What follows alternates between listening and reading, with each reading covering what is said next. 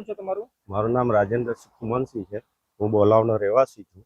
જી, સ્મશાનમાં પાણી ભરાય છે, કેટલી તકલીફો? તકલીફો અમારે લગભગ અત્યારે કદાચ અકસ્માતમાં કોઈનું મૃત્યુ થઈ જાય તો અહીંયા સ્મશાનમાં આવી શકાય એવું નથી. ને 8 થી 10 ગામને અમારા સ્મશાન ઉપયોગી છે. આ કઈ નદીના પાણી છે અને ક્યાંથી પાણી છે? આ અમારી કીમ નદીનું પાણી છે અને રાતના 2:30-3 વાગ્યા પછી આ પાણી વધ્યું છે.